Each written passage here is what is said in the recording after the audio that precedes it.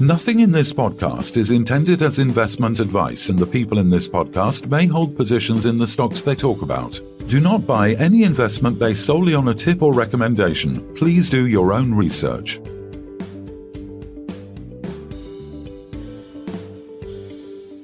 Hello and welcome to the Sunday Roast. It's Sunday the 9th of March. I'm Phil Carroll. And I'm Kevin Hornsby.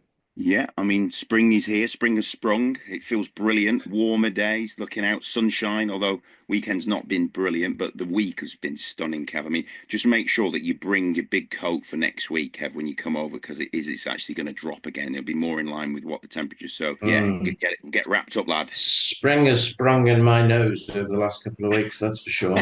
And yeah, it's not spill. But there's just a bit of a cough to prove it. I think it's bizarre, isn't it? Like, since COVID, I think a lot of these, whatever they are, the viruses, colds, flus, were all part of the coronavirus. It seems to be that they've got a lot harder to fight. I don't know whether our immune system's been knocked down, but when we pick up stuff, they seem to be lingering and lasting for longer. Yeah. Do you think they're adapting?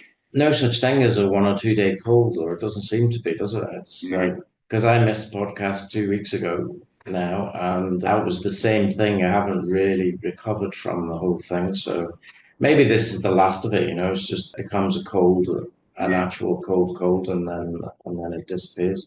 I mean, you hear people with flu going on for 6 weeks and things like that. So that's debilitating. Yeah.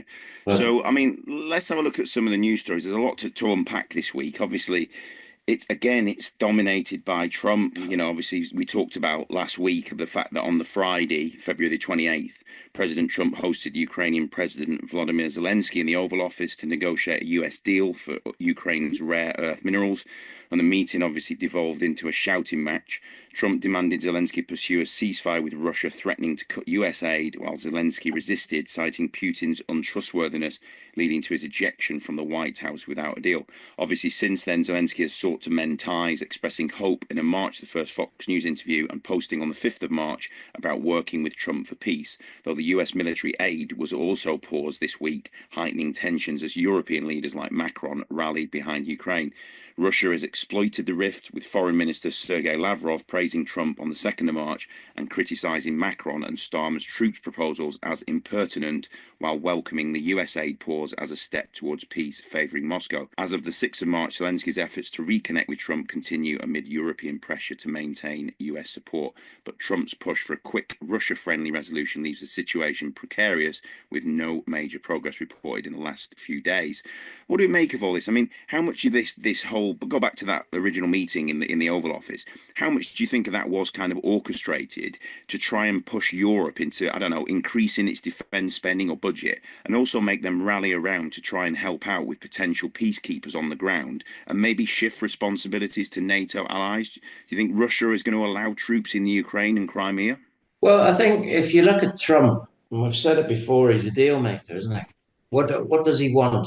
He wants this sorted out, and he doesn't want to pay for it, right? And that's 100% the deal, right?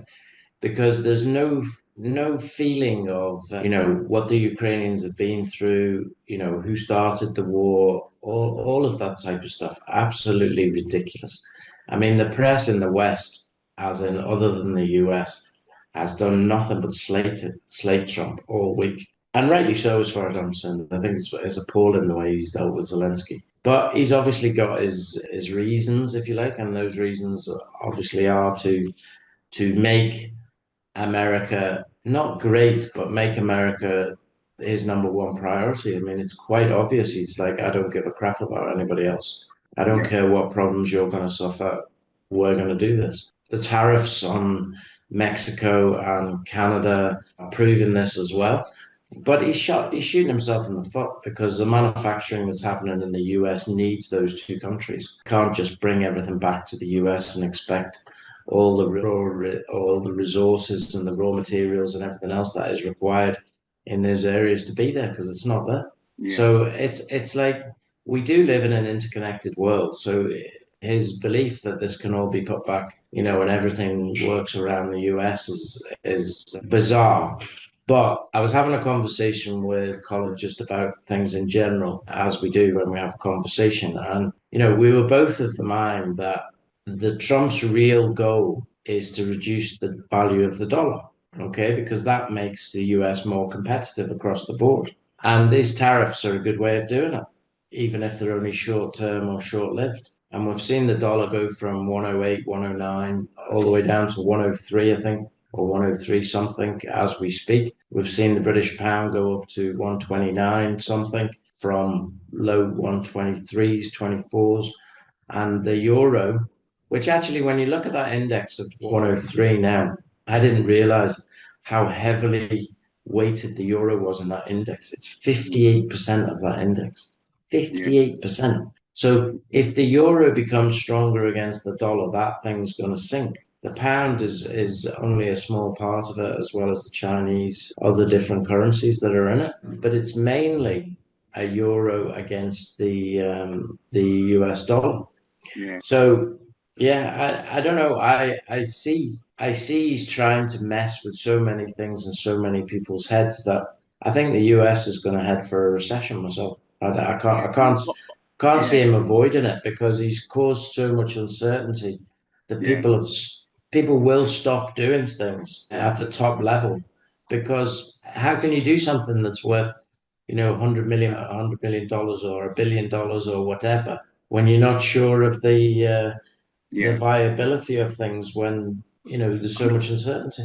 What concerns me more, I mean, not some more, I mean, obviously the economy is one thing and the market, and we've seen a massive fluctuation in I mean, the S&P, if you look at the valuation now, it's back to below where it was when Trump was elected, and we saw this Trump rally. So he's actually, by imposing these 25% tariffs on imports from Canada, Mexico, it's rattled the North American market. And obviously, there has been a little bit of recovery, but let's park that for one side. But what worries me more is the fact that he's happy to cozy up to Russia. He's paused the military aid to Ukraine, which is a really dangerous thing, which is going to give the Russians the advantage. The White House has also stopped the offensive cyber operations and information campaigns against Russia, which is dangerous in itself. Again, your Russians are massively into the hacking. And also efforts to seize the assets of Russian oligarchs have also been disbanded. I mean, again, that's super dangerous. The Secretary of State, Marco Rubio, and other top Trump administration officials visited Saudi Arabia last month to start, obviously, these peace negotiations with Russia. And obviously, we've also heard this week that a meeting between the US and Ukraine to discuss a ceasefire is also planned for next week in Saudi, which apparently Zelensky is going to attend, which is really, really positive.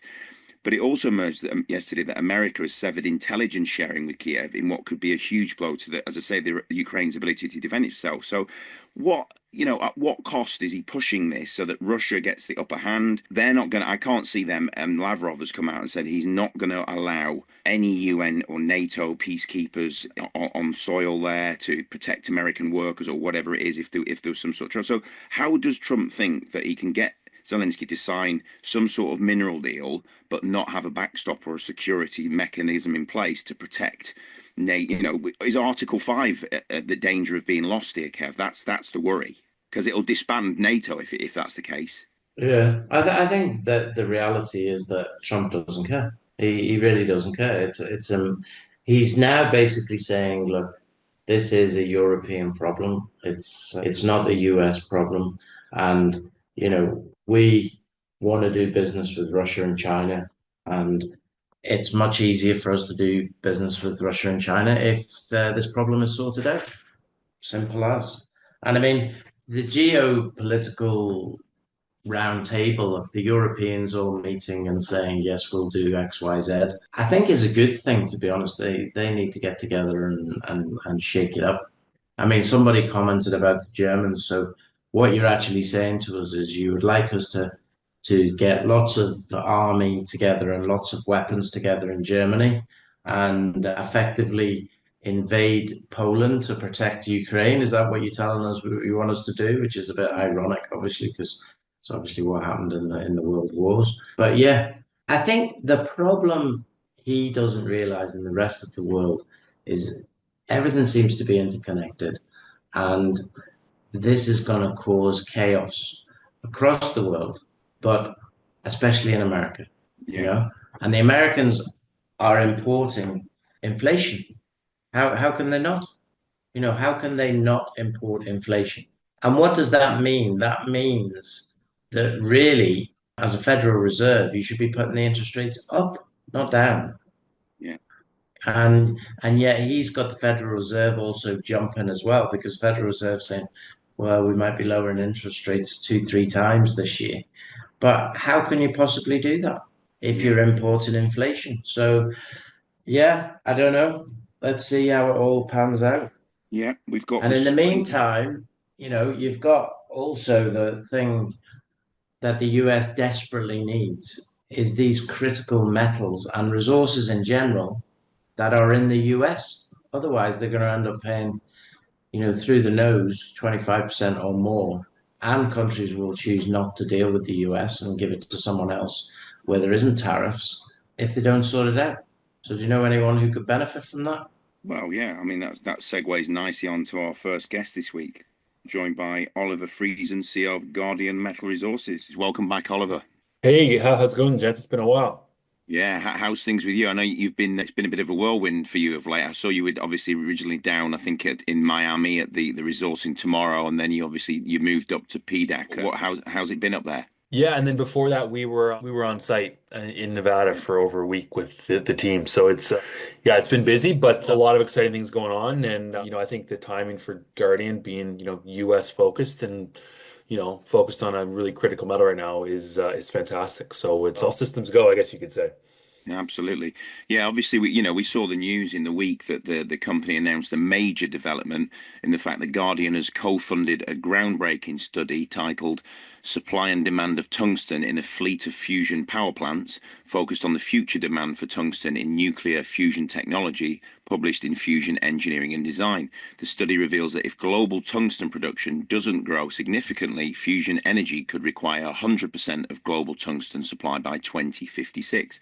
Oliver, just tell us more about this study's findings and how Guardian Metal plans to play a key role in meeting this growing demand.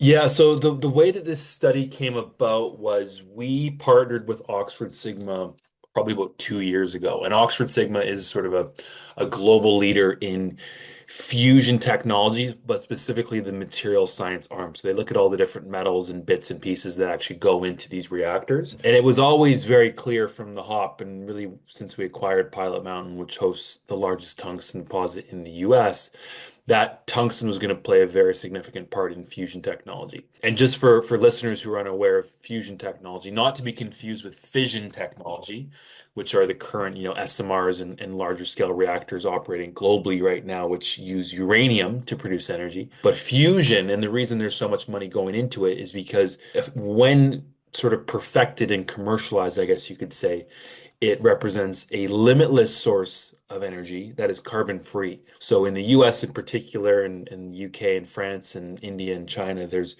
billions of dollars being poured into this technology because as we know in this global energy race, whoever kind of gets the energy supply that they need, but also at the cheapest cost sort of, wins. And that's why I think, we're seeing such huge investment. But from our angle, we looked at the potential for tungsten to be used and in significant quantities, but no one had ever taken the time to quantify it, to actually say, okay, if we actually want to get to commercialization and build all these reactors, how much tungsten do we need? And the reason tungsten is so important is because of its melting point. So it has the highest melting point of any metal on the planet.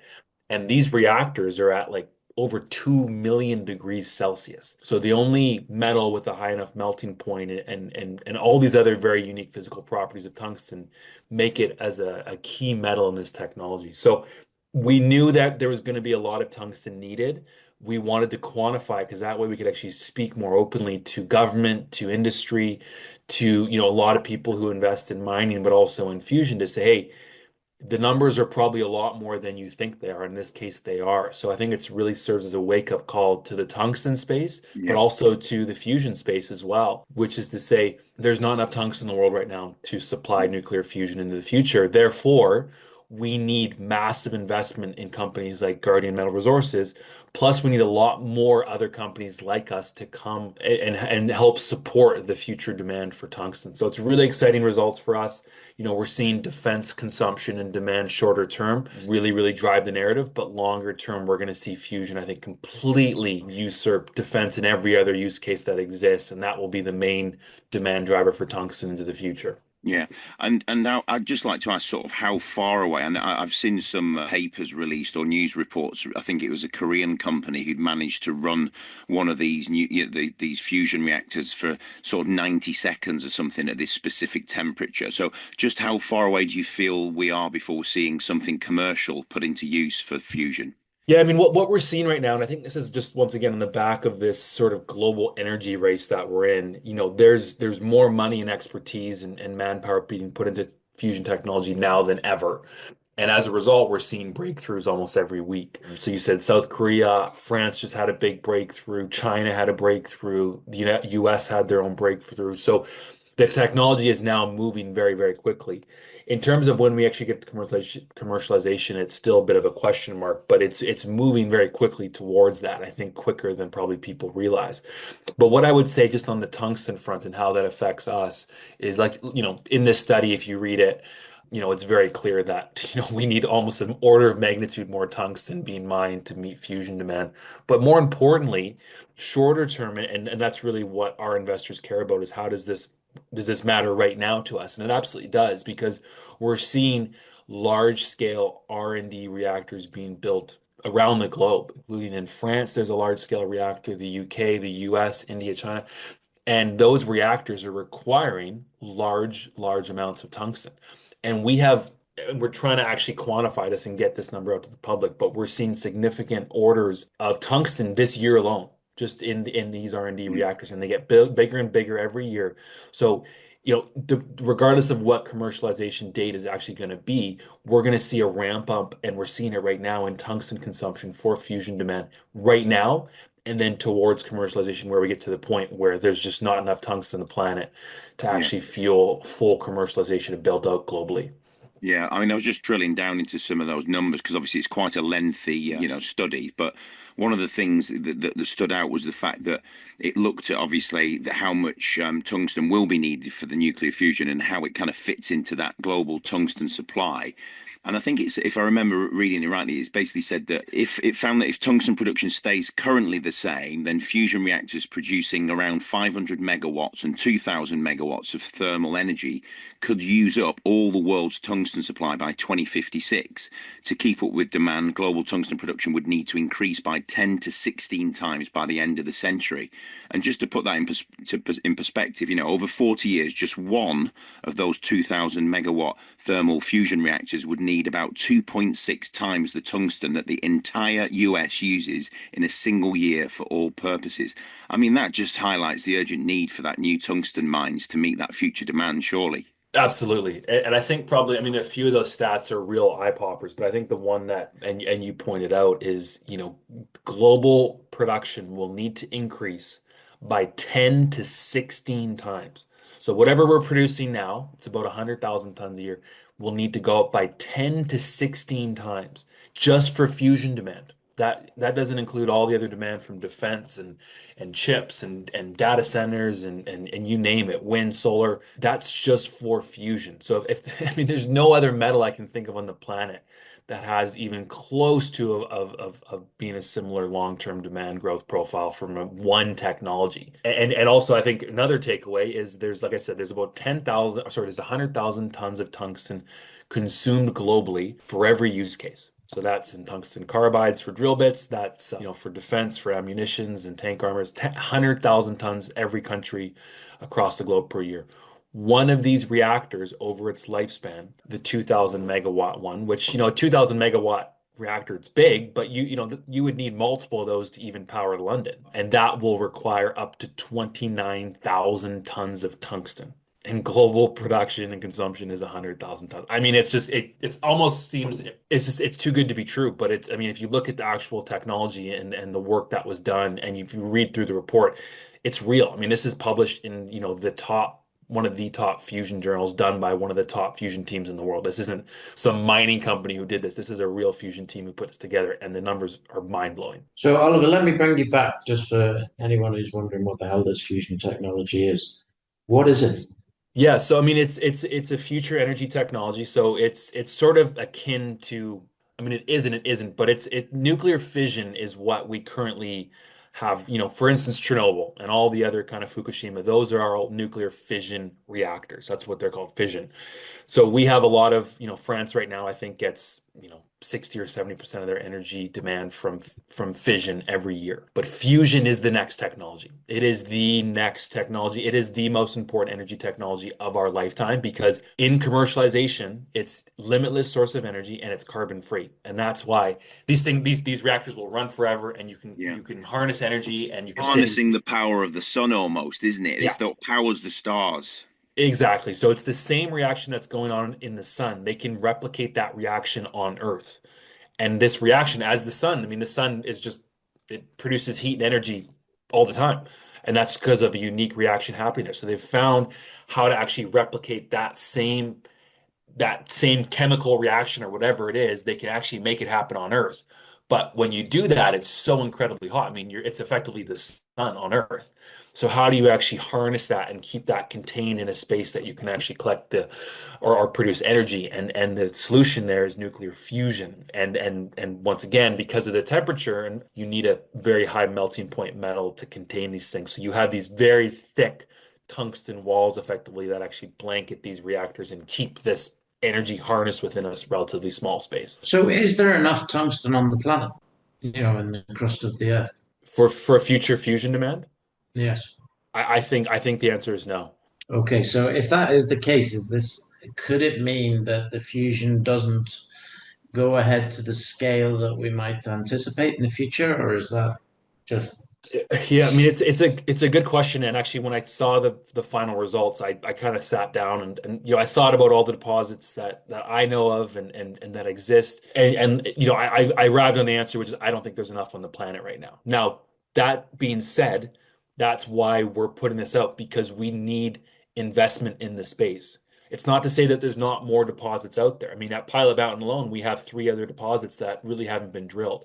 So there is a lot of exploration that needs to be done, and there needs to be investment in the space to try to find more tungsten. But is there a second best metal? I mean, the reason why I'm asking this question is it seems to be the guardian metal in terms of all the steps you've taken since May the 10th, 2023, 2022, when you came on the market. Like the sun is shining on you, never mind a fusion reaction, but the sun is shining on every move that you seem to make, whether it be the US and now the fact that there's tariffs coming in, which could mean that your project gets pushed up the line, whether it be that now, I mean, we talk about a copper shortage, which is inevitably coming, we think, but you're basically saying this is a shortage now. I mean, if they needed to basically use and replenish all the weapons they've used in Ukraine and in Gaza and around the world, if they had to replenish them in the next 12 months, would there be enough? That I don't know. I mean, on the defense side, we're seeing, tremendous year-over-year growth in tungsten consumption. And as we're seeing now, a lot of European countries, including the UK, is announcing, an increase in defense spending. And a lot of that is for rearmament, right? Because there's stockpiles are low in a lot of countries, and everyone's looking to make sure that they have, the stockpiles they need for national security. So that's the other reason why this is so important is because fusion is a groundbreaking energy technology, but it's competing for tungsten from defense, from a lot of the other, solar panels, wind farms, data centers, chip technology all needs tungsten. So that's why we're really trying to get this story out because we need government and industry to come in and support companies like Guardian Metal Resources so we can go and push these projects into production, but also drill more holes and make new discoveries. Because as you mentioned, just to close the loop on your first question, if there's not enough tungsten, how does fusion kind of play out?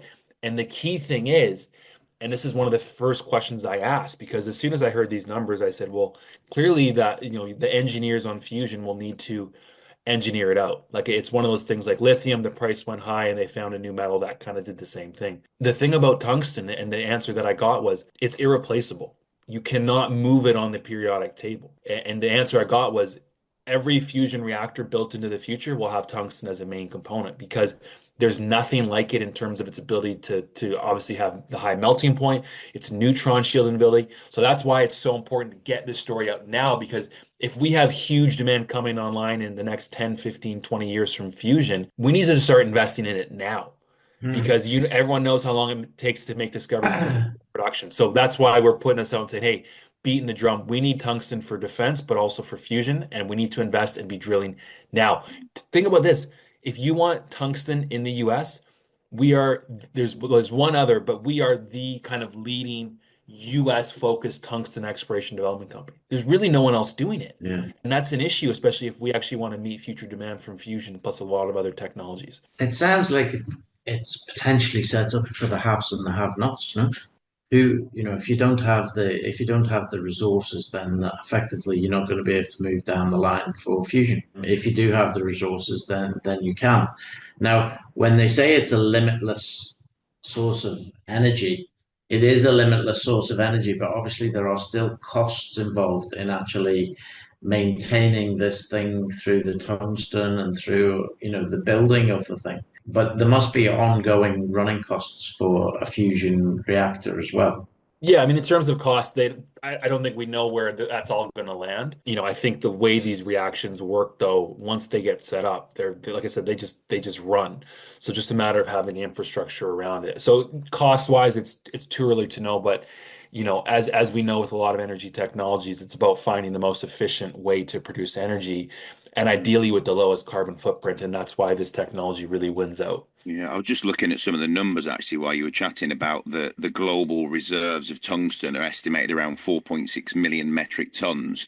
And if we look at the study and how much each reactor type uses in terms of 500 megawatt or 2000, you'd build approximately 1,000 reactors of the 500 megawatt category and only 158 of the 2000 megawatt. And that's based on the global total reserves of tungsten right now.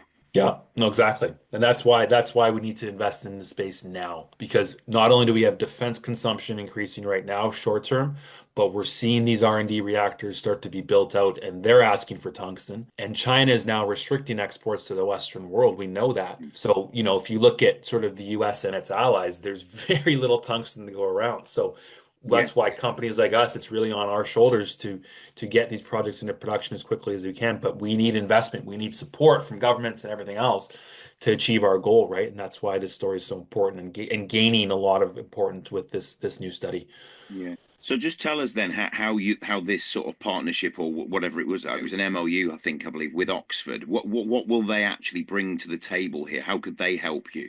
Well, I mean, they ran the study, right? So that's exactly how they're helping. So they kind of phoned us and said, hey, this is work that we want to do, and we completely agreed. Can you guys help fund it? And just to be clear, it was a relatively small amount, right? We're funding people at the University of Oxford to look into this, and students are cheap, which is great, but they produce really really good data.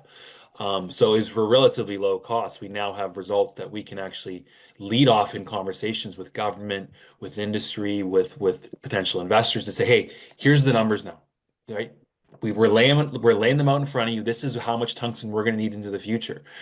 And we are a leader. Let's talk about how we can collaborate and work together. So, we'll continue to get this story out. That's kind of the next phase here with Oxford Sigma, is we're looking to get some mainstream media coverage on a lot of this stuff, because this is a story that I think the world, and specifically those within the fusion and national security space, government space, need to hear about, because the numbers are that sort of concerning in terms of how much tungsten we produce now. So the next couple of weeks are about getting this story out. I think it's going to be a bit of a slow burn. We're going to see kind of people start to pick up and realize, and it's going to take a few good podcasts and news articles, but it's about getting the story out, and people will start to realize, as they are now, how important this metal is. Obviously, we are a leader, and we believe we are the leader in U.S. tungsten exploration development, but it's going to take us plus a lot of other companies and resources to even get close to our future goals here.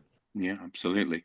All right. Well, I think we've talked enough about the fusion there. Should we have a look at the previous, earlier in the week, the RNS related to the further high grade tungsten and silver results from the ongoing drilling campaign at Pilot Mountain? Obviously, assay results from drill holes PM 2429 and PM 2439 at the desert scheelite zone confirmed multiple broad mineralized intervals, including 27.1 meters at 0.46 tungsten trioxide and 32 grams per ton of silver in PM2434, and 18.5 meters at 0.28 tungsten trioxide and 55.1 grams per ton of silver in PM24038. Some of the highest silver grades from the campaign were also recorded, including 434 grams per ton of silver in PM2434. The final desert scheelite drill holes will be completed soon, followed by geotechnical drilling for the pre-feasibility study. So can you just provide more insight into the significance of these tungsten and silver grades compared to previous drilling campaigns at Pilot Mountain, please, Oliver? Yeah, so I think most followers and listeners of the story will know that the JORC compliant 2018 resource outlines a grade of 0.27% tungsten trioxide. So we're looking to, number one, confirm the resource, because right now it's believed to be the largest in the US. And even if we just confirmed it and found no more tungsten, we know that there's a future, or the plan here is to push that forward to production, and we can produce, a material amount of tungsten in the US market, for the US market, from our project in Nevada. So a big part of this is just upgrading the resource, increasing the confidence, because we need that data for the PFS and for the mine plan. But obviously, as we're seeing with a lot of the drill holes and areas that we're targeting are, grades and on top of that, copper and silver intercepts that we didn't have access to historically. So we need to then tie the plan right now is to finish the resource drilling, which we are almost done. And then we start to work with our resource geologists to tie that all together into an updated resource. We're also looking at, as I mentioned, other what we kind of consider to be low-hanging fruit targets on our property, which have tungsten, copper, silver, and zinc at surface. So we want to start to drill those off as well, look to really expand the property and say, hey, there's not just one zone, but there's 4 zones that we could be mining in a production scenario and processing at a central processing facility. So yeah, it's everything's moving forward. I mean, I think that the takeaway here is that, we've been drilling since May. We understand the importance of domestic production now. We see the tariffs in place. We know that, the new administration wants mined in America products. So we're just pushing forward and forging forward as quickly as we can to get this project to a construction-ready decision. And also Tampayud, our new acquisition, we're going to start some work there very soon. So pushing these forward in tandem and really looking to be the company that answers the call when it comes to domestic production of tungsten, which the US desperately needs. Yeah, absolutely. Obviously, as you alluded to, I think at the end of the RNS, you said that, preparations are underway for the company's first boots on the ground there, the work program at Tampayud, and obviously you anticipate providing an update to the market, obviously covering more details in short order. So, we look forward to you coming on and talking to us about that. Yeah, of course. So, Oliver, just my last question would be, what's your thoughts on, I suppose it's 2 questions, sorry, I apologize. But the first question would be, what's your thoughts on having a 23% plus shareholder now in UCAM on board? And secondly, just give us your thoughts on Golconda, which we did push you into trying to do some trenching, and voila, you got some gold, so well done. Yeah, no, I mean, obviously tungsten is our focus, but we do have some other great projects in the portfolio, including Garfield and Golconda. So yeah, we found some high-grade gold at surface. That's one that I would love to drill ourselves, if I'm being completely honest. Like, it's one of those targets that just is begging to be drilled, and I'd love to do it ourselves. But like I said, there's a responsibility, I think, here with these 2 assets, Tampayud and Pilot, to really focus and bear down on those and get those close to production as we can. So I think what that project signals is that there's an excellent opportunity for a company to come in there and fund drilling and earn into that project. Gives our investors upside in the case of a discovery, but also, if you look at gold prices, I mean, we're pretty much at all-time highs, and it's these good kind of drill-ready properties are hard to come by. So yeah, great results from that one. Just another kind of feather in the cap here. And then on the UCAM side, just another great shareholder on the registry, right? We have been really thoughtful about kind of building our registry, and really since we IPO'd, have done no brokered raises. We've done raises with strategics and people who understand the position that we're in. So just yeah, another great name on the registry, and I think it just allows us to crack on here and really push forward towards our goal of answering the port of call when it comes to domestic production of tungsten in the US. And how do you see? I suppose this is a very difficult question, because it's very difficult to read what is actually going on. But this whole Trump thing and, yes, made in America, you couldn't be in a better position.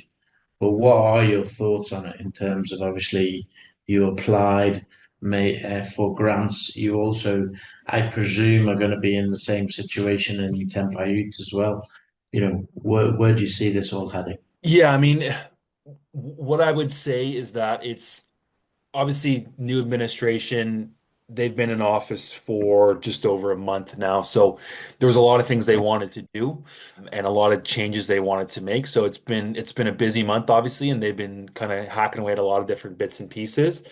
I think what's really been a throughput for me is all the talk about critical metals. It almost seems to come up daily from the administration in one form or another. So it's very clear that critical metals and supply chain implications of all these important technologies that the US wants to be a leader in is really important. And one thing that we saw yesterday in President Trump's address to the Senate was he made a remark which was later this week. So this was from yesterday's speech. So referring to this week, they call it Thursday, Friday ballpark. I will take historic action to dramatically expand production of critical minerals and rare earths here in the USA. So that's really great to see for us. We don't know what that looks like yet. I don't ever make any political comments, but all I can say is that it's abundantly clear that President Trump and his cabinet and his administration is very keen, and mining in America is a huge part of what they want to do. And that fits obviously very nicely with what we're doing here. So we're looking forward to a lot of those tailwinds, whether it be further grants, whether it's permitting reform. It is all welcome. And what's been interesting is speaking to a lot of investors, and specifically at Mines and Money in Miami, mostly US investors. And the first thing I always ask was, okay, what are you looking for? What are you kind of interested in? And every single person almost said, we're looking for critical minerals and we're looking to invest in the US because they know when Donald Trump gets behind something, he can really carry a lot of weight and really push things forward and really, move the needle when it comes to, expanding businesses and growing the economy in the US. So it was great to see that. And then I kind of go into my speech about, okay, well, if you want critical minerals in the US, you're talking to the right person because we have two very significant tungsten deposits in the US, in Nevada. So, it's a lot of moving parts. There's a lot of, you know, cuts coming when it comes to Doge and a lot of the things that don't kind of align with their core beliefs. But I think at the end of the day, it's so abundantly clear to us, and I think everyone else, that at the end of the day, they desperately want critical minerals production in the US. And that's what we're doing here at Guardian. So we are well aligned with that specifically. And I think it's going to be a really exciting 3 to 4 years for us as a business.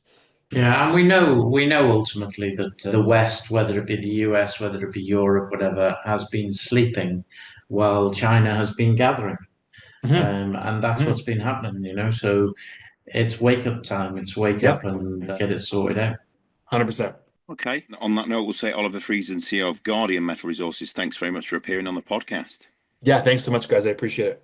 Well, it's always good to catch up with Oliver, isn't it? And there's some really, really good silver grades in those latest assay results. I mean, what do you make of it? Do you think that we're overlooking the importance of those silver grades, or as a commodity, Kev, at the moment? I do. I think silver's been the one that everyone's missed, to be honest.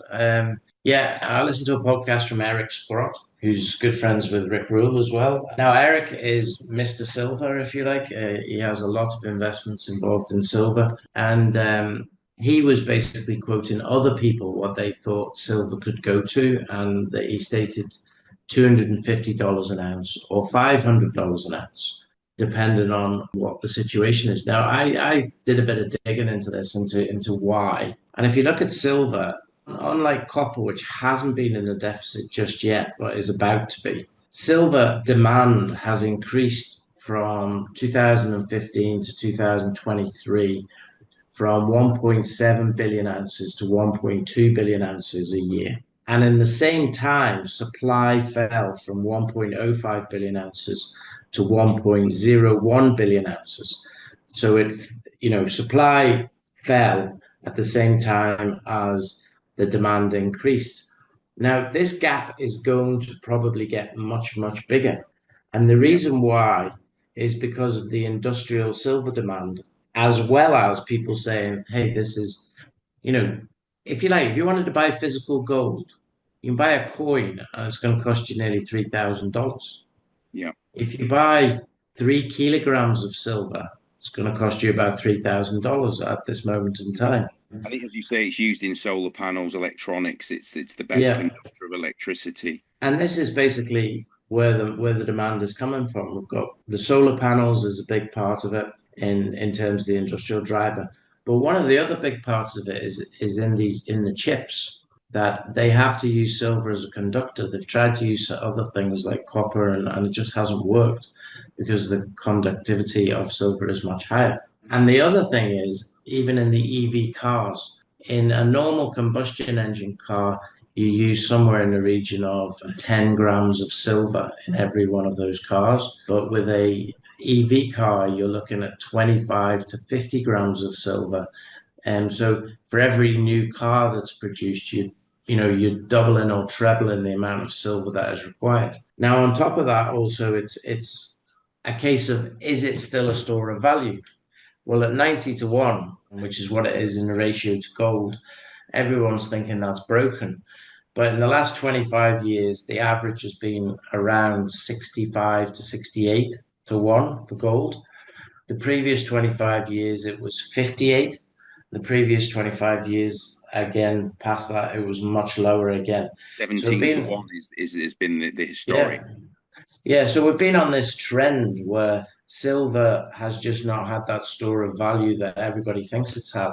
But yeah, all the predictions from the banks are that silver's going to go to at least $40 an ounce in 2025. Whether that happens or not, I don't know. But every time it's happened, and I spoke about this a few weeks back as well, I think, every time it's happened, it has way overshot. So in other words, it's really, really gone crazy high in terms of the point that it's gone from almost 7 times what it's gone from the base. And we're talking about the base of sort of $13 to $15. So could we see 60, 70, 80, 90, $100 silver in the next year and a half? My guess is I think it's more likely than not, because of all of these different things, especially as we move into a greener environment that requires the silver in many different ways. And it's been proven anyway, each time it's happened, there's been massive shorts involved, and that all have to close when people start wanting the physical silver. So if you want to take your physical silver, almost impossible. If you have an ETF, ETF silver's now something like 20-1, the amount of silver that actually is in existence.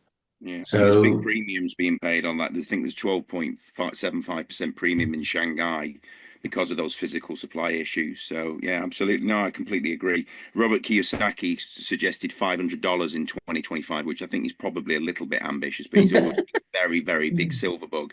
And I think that all the other predictions I've seen for 25 range from anywhere from 35 to 50. So that's pretty much in line with what you're saying. But if you look at it, you are actually saying to yourself, it's a hedge against inflation and volatility. That's ultimately what silver has been in the past. So, and it has become very volatile when those two things have occurred. Normally, volatile in an upward trajectory. So we couldn't have it more perfectly set up, I think. So have a look for silver. And GMET, as we've already said, has 6.6 million ounces of silver in Pilot Mountain. This could change fundamentally the financial position of that project just for the silver. So let's move on to our second guest this week. We're joined by James Sheehan, CEO of Pri0r1ty Intelligence. So the company has recently announced a partnership with Halfspace Limited to launch Capitano Ai, an AI-driven sports analytics tool securing Team GB Snowsport and the race media as initial users. Developed through a 50-50 joint venture, Capitano Ai enables sports and media organizations to extract actionable insights via natural language queries, consolidating vast data sets into a single interface. GB Snowsport and the race media will trial the platform for free with an option to subscribe at £2,500 plus VAT per month. The sports management software market, valued at around $8.1 billion, is rapidly expanding, with Capitano Ai addressing growing demand for advanced analytics at a competitive price. Pri0r1ty expects further customer announcements soon. James, you highlighted AI's transformative potential in sports analytics, and Halfspace co-founder Sanjay Atwal emphasized its role in delivering instant insights, while GB Snowsport CEO Victoria Gosling sees significant AI-driven efficiencies. Sounds like an exciting development, James. Thanks for the introduction, Phil, and good to be here, gents. Very nice to be back on the Sunday roast with you guys. How are you? I'm good, but I have a snotty nose. Don't we all? I think it's that time of year. Yeah, we were talking at the start of the thing. Seems like a cold seems to last a bit longer since COVID times. I don't know whether the strains of these colds have got a bit worse, but yeah. They certainly do hit. Yeah, I'm feeling a little bit peaky as well. So, but thanks for having me on. I think the plan is to obviously have a chat today about our recent RNS. Obviously, on Wednesday we announced what I thought was a very positive piece of news: joint venture partnership with Halfspace, who are a very well-established data technology business focused on sport predominantly. We're really pleased to be partnering with them. I think artificial intelligence, AI, and data are a fantastic marriage. A lot of the important opportunity and the big opportunity in AI is going to depend on the type of data that you're collecting and the type of data that you're actually interrogating and analyzing. So it's brilliant to be working with them. We've embarked on creating a specific artificial intelligence product for the sports vertical to start with, but we think it's a platform that will be able to transcend a few other sectors as well quite quickly. And we're really using the technology that we've already built as the foundation for the Capitano Ai product. So there's not tons of additional new development work that needs to go into it. It's a product which is already there or thereabouts and fit for purpose. It needs obviously some work doing to it, and it needs to focus specifically on the areas that the Halfspace team and our dev team have identified to really drive true value into that marketplace. But ultimately, the foundation of our product is capable of being adopted, utilizing the data opportunity that we have with Halfspace as a team to really drive value in the sports industry. And I'll be honest with you, the excitement in the industry, I mean, the industry and the internal inquiries and the immediate internal inquiries that we got from a number of very well-known and very recognizable sports organizations was brilliant. I mean, we're really excited.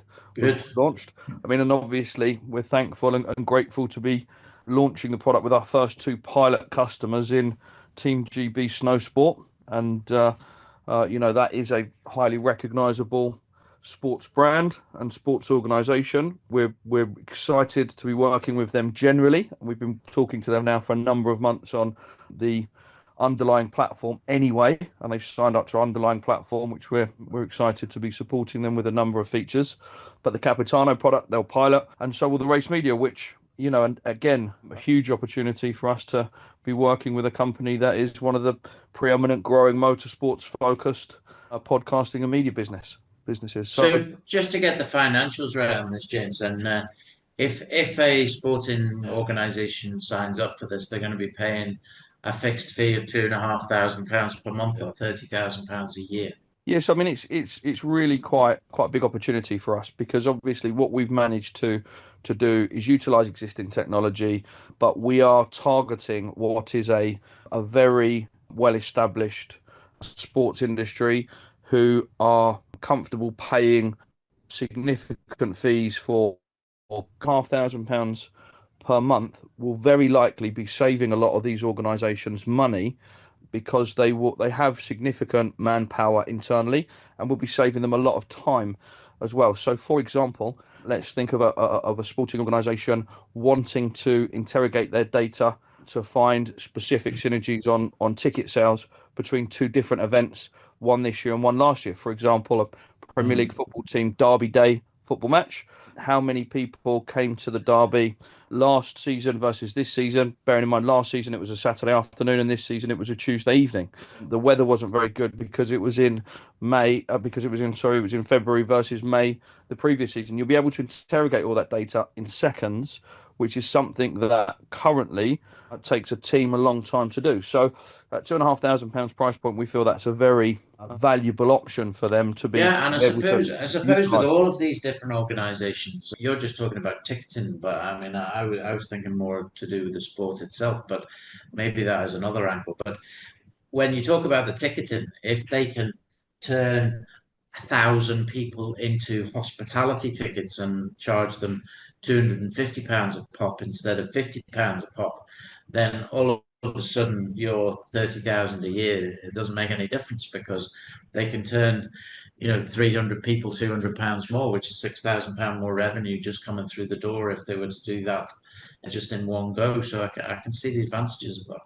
It's very much that. That's exactly one of the opportunities by utilizing data and analyzing data and being able to then interrogate that data quickly and at scale.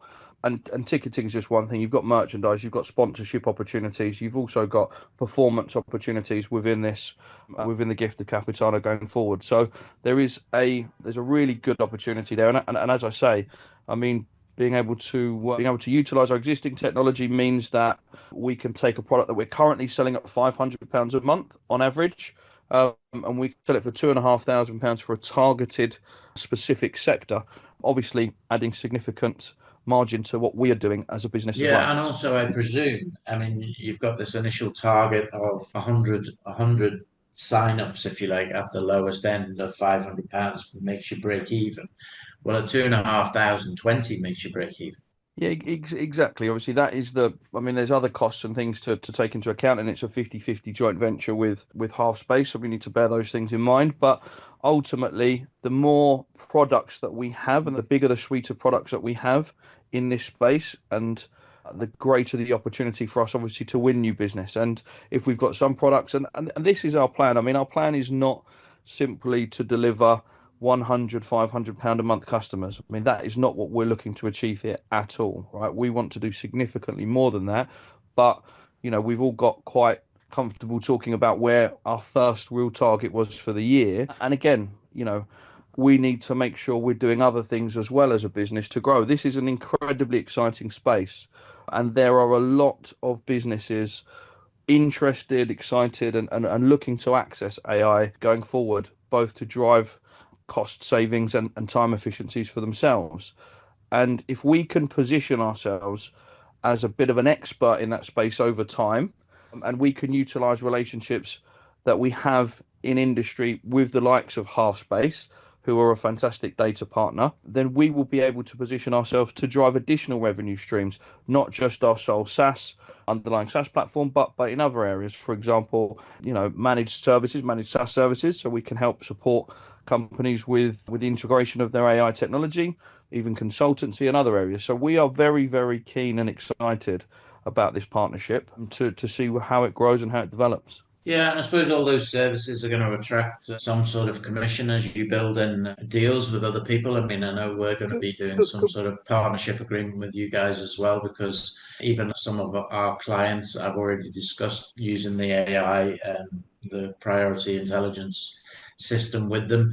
I can't say the names of the companies, but a couple of the companies that we deal with already are signing up with you guys. So I can see there is going to be big advantages. And I've even spoken to a couple of companies that are reasonably good size revenue producers, both actually producing cakes and biscuits and things. And they're very, very interested in using this technology because it's going to save them time. It is going to save them money. I think you just got to get these guys into demos, Kev. When we demo the product to potential customers at the moment, the excitement rate, interest rate, and the speed with which we can turn around that excitement into a paying customer is growing very quickly. It's rapid. I mean, people are excited when they see the demo. So, yeah, and leaning into the networks that we have with yourselves and with others. And part of obviously doing the partnership with Halfspace is they already have a very strong client and customer base. They've already got a good network in sport, and that's an area that we can hopefully capitalize on, and that's an opportunity we can hopefully capitalize on with this partnership. So we'll be leaning into great. a lot. They must be dealing with literally hundreds of organizations, you would imagine. Over time, they will have. Yeah, I'm not sure how many exact customers they got on the roster at the moment, but they are and have dealt with some of the biggest sports organisations in the world. So okay, so you've been on the market now for just over 2 months. I'm going to talk to you about the share price in a minute, but first of all, from a business perspective, how's it gone in the first couple of months? it's been very, very good from my perspective. I mean, watching the team grow, watching the sales process really start to find a groove has been positive from my point of view, and I'm really quite excited by what we'll be able to deliver. Obviously, I can't say too much, but I will tell you from a business point of view.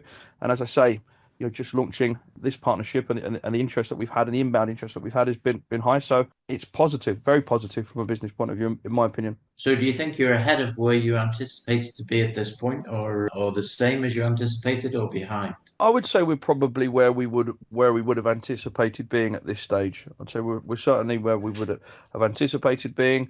I think we're a lot further ahead in some areas. So in some areas of the business and some of the things that we've been discussing in terms of the positioning of the business as a leader in some of the conversations around artificial intelligence and its use cases and opportunities to be deployed in specific areas. I think we're further down the tracks than we anticipated being at this stage so early. And then in other areas, we're obviously looking to continue to grow and drive and improve. So yeah, I think there's always a little bit more that we can be doing, and that's the kind of person that I am. That's the kind of ethos that I'm still in the team. We can always be pushing a bit harder. We can always be looking to be a little bit better each week, and every day's a school day, as they say. So, but ultimately, yes, I think I'm excited by where we are.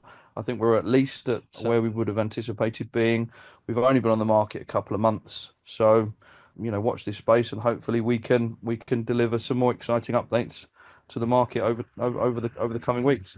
So regarding the share price, rather than actually have a conversation, because you can't actually say anything about it, but the share price has gone from when it began, I think, at about 12.5p, and it's now sitting at about 4p. It's quite obvious from the way that it's been sold down that somebody has been pretty conscious about getting out and pretty much getting out at any cost, which has really hurt your share price. But looking back now, you've got a share price, a market cap of about £4 million, which when I first started talking to you, you were talking about a share price of maybe half of that a year and a half ago. But considering how much you've moved forward, what's your thoughts on the market cap being 4 million as we speak? Honestly, you can't help but be a bit despondent and a bit disappointed with the share price performance, especially considering some of the news that we put out, and I feel like we put out some really positive updates to the market, signing a partnership obviously with Funding Circle last month, and then this Capitano RNS on Wednesday, and the partnership with Halfspace. I think those are very positive, genuinely good business growth RNSs, and we've seen selling into those RNSs, and as you say, it seems quite erratic, sell at any price type selling, and ultimately you'd expect to see that if we'd put out a profits warning or something like that. You'd expect to see that kind of price action. You wouldn't necessarily expect to see it if you'd just signed a 50-50 joint venture partnership with a strong business. You just signed 2 new customers with relative household name customers, and you'd launched a new product. So ultimately the market will dictate where the price goes, and I can't get into share price watching. It's not. Yeah, no, absolutely. In some ways, you got to ignore the share price and do what you're doing. No, it's hard to do that, and obviously with the background that I've had, it is it's something that we've got shareholders. Let's be candid about this. We've got shareholders. We've got people that have backed us and believed in us at significantly higher price, and I want to see them do well and be successful. And when you are seeing the positivity within the business on a day-to-day basis, that obviously doesn't necessarily cross into the stock market world, and people can't necessarily see that. So when you're seeing that and you're really positive and you're pumped and you're having a great week, it is disappointing when you think about the investors who backed you, who are actually probably looking at it and and are quite disgruntled and upset, and rightly so. So that's the bit that I care about. It's not so much the share price for me personally, because I'm not building this business to to sell shares in the stock market. I'm building this business for the long term. So that bit doesn't make too much difference to me, but I do care about the people that have put money in and who are obviously maybe, looking at the price and feeling quite disappointed with it. Yeah, well, I think all I can say to you is keep talking to us. I presume the momentum for the news is going to increase now that you've been out and about for at least 2 months and pushing different things. And obviously this Capitano thing and your Halfspace agreement, they haven't signed an agreement with you to not give you any more leads, I would imagine. So, I presume there's going to be some throughput from that. So, we look forward to hearing from you for that. Yep. And just keep us informed. You're welcome anytime to come on and talk. And let's keep it going. Thanks very much for having me, Kev, and hopefully the next time we're speaking, there'll be some more positivity around. Be good. Yeah, let's hope so. Thanks. Okay, let's have a look at some of the movers and shakers of the week. The best mover I've got on the ShareScope is ADM Energy. They're up some 100%. There's no significant news I could see, but we are starting to see quite a few companies just move up 50, 60, 70, 80 to even 100% on almost on no news, just a bit of buy-in, and there's a buying pressure, and then they go. Metals One up 75% on the week. Tungsten West as well had 100% day, but they've actually finished the week back flat, which is just crazy. I mean, that was on no news. But I wonder on that one, Kevin, I think I said to you, are we seeing this on the back of the news of the GMET paper regarding, that Oxford did regarding the importance of tungsten or how much is required for the nuclear fusion space? Maybe people got wind of that and they were looking for the next tungsten play. Yeah, it's possible. Possible because obviously they've had financial woes, haven't they, in Tungsten West, and but the solid play is all the metal resources without doubt. I mean, the whole fusion reactor thing could catapult the price of tungsten. It really could. It could make it almost like gold when you look at it. I mean, 100,000 tons is, which is what Oliver was talking about as the annual production for the world. It's not exactly a huge amount of metal when you think about it. When you think about copper, it's in the millions of tons every year. That's crazy. GGP, Greatland Gold, back into the nines after a great sort of half-year financial report. Yeah, and that's a good comparison. I was doing some maths and having a chat with a few different people just to compare with the numbers. We were talking obviously with Sapan during the week about the Cassia project, and Sovereign Metals Cassia project would be equivalent to a 21 million ounce gold project. Just let that sink in. How much is that worth if it was gold and not rutile and graphite? You're multi-billion pound company, aren't you, at that point? Yeah. And we had the news during the week as well. You mentioned it as well, with Kenmare the management wanting to buy it out. And that's a rutile, small amount of rutile, but mainly ilmenite, which obviously is much more expensive to get out. But obviously they think it's worth it. And now that company is worth significantly more than Sovereign Metals. And yet Sovereign Metals has far, far bigger resource. So yeah, again, another interesting comparison. I mean, are we going to find this? We're going to find this that there's going to be many, many arbitrages going on in the market, where it's like this has gone up to a valuation which is not probably even fair, and yet there's other things with better quality stuff that's not even gone up. Another one of that. Just to go back to your point, sorry, on that Kenmare, just to finish this. I mean, that was an interesting one because the stock moved around 35 to 40% on that news. And that was the news where they basically came out and said that we note the recent press speculation and confirm that we've received a non-binding proposal from Oryx Global, basically regarding a possible all-cash offer for the entire issued ordinary capital of Kenmare. And that proposal received was at a price of 530 pence, so £5.30. Now the shares were trading on Friday at £3.95 or £3.90, so they were nowhere near the potential proposed received offer of £5.30. Now, obviously, yes, that's non-binding, and it may, they can't guarantee. There's no certainty that a firm offer will actually be made, or as to whatever the terms would be. But it just gives you an idea of how cautious the market is surrounding that. It's not valuing them near the share offer, which is unusual. Yeah, absolutely. Again, market is broken, and that's an arbitrage again, isn't it? In terms of the ability, is it worth waiting for 25% or whatever based on the price you're talking about?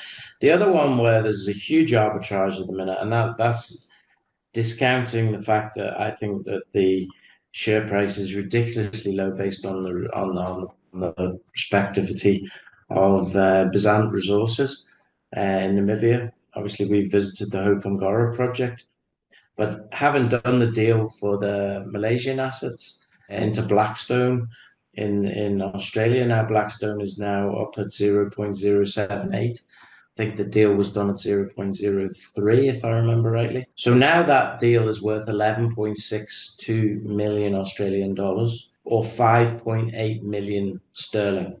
And currently, the market cap of Bezant is 3.3 million pounds. Okay. So that is, doing the maths, that is 75.5% higher in cash stroke assets than the current market cap. And that's if you put no value at all on Hope Ngora. Yeah, I agree. So, yeah, that's been a crazy. It's seen a really good run, hasn't it? I mean, the problem is you're damned if you do and you're damned if you don't. Because if that investment was sold down now, that valuation, if there was a liquidity event, people were saying, "Oh, you sold out too early," even though it was a cracking, return on those shares. yeah, well, they can't sell it out yet because they've still got 2 or 3 months Yes. before it comes into their hands. But the fact of the matter is, this Blackstone, if you look a bit deeper into them, they've got other assets other than this that is meaning that their share price is doing very well on two fronts: on the fact that they did the deal, Yeah. and on other assets that they have, all in the space of these critical minerals. So yeah, we also had news on Extract and Galileo this week, again, passed everybody by, though they did go up a bit. Both Extract, Galileo, African Pioneer. African Pioneer is going to also be helped by Hope Ngora as well, so don't forget that connection. But more importantly, Extract, Galileo, and African Pioneer have all got those licenses in the northwest of Zambia. And yeah, do you want to bring us up to date on what was said? Yeah, so Extract Resources had a couple of updates, as you alluded to. The first one was the Silver King project, which we've obviously visited in Zambia. The commencement of drilling there, that was announced, basically testing the depth extension of the main high-grade pipe, establishing the true mineralized width of the main pipe as well, and then testing the wall rock alteration around some of these massive high-grade copper sulfide bodies. And then there's also an evaluation ongoing of a second pipe structure where they've got very limited historic drilling or information, and that failed to intersect the pipe structure. So that there's ongoing work there, and it's really good to see them actually do. That was the one that Glencore had done work out previously, isn't it? Yeah. And massive grades, and silver, hence the reason why it was called Silver King. Silver King, yeah. I mean, there's very, very high grade in there of silver. And then the other news was related to obviously the starting or commencement, not commencement, but it was an update on the exploration taking place in that Western Foreland up there, Western Foreland and the Fold and Thrust Belt domains. There's been some reconnaissance, which has triggered a second phase exploration program, which is going to focus on identifying the anomalies and regional analogues to both the Western Foreland and Fold and Thrust found on all of those 5 licenses that they have up there.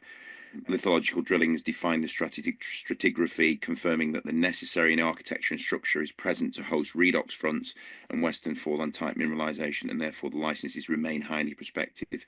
So yeah, then there's a phase 2 program to commence at the end of the rainy season, obviously with the ongoing rainy season. Now, from what we can gather, it's been extremely rainy. Don't forget that last season, or the season that was meant to be, they didn't have any well, they may have had a little bit, but we were talking minimal rain. So it was very, very dry, wasn't it? So it seems like they're getting a lot of rain up there. But obviously that phase 2 will commence at the end of this rainy season.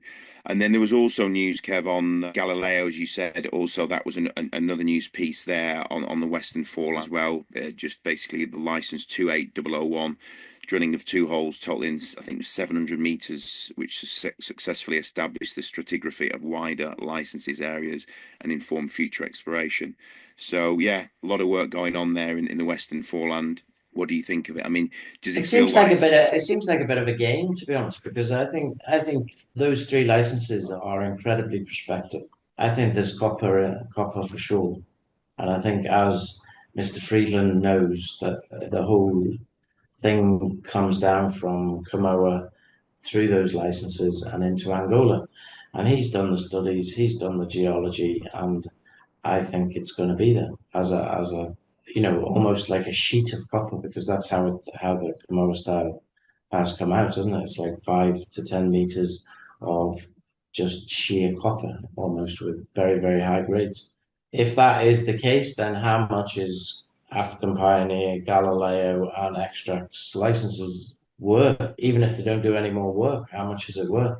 Are they worth more than their current market caps are, all of them? yeah, In my mind, absolutely no doubt.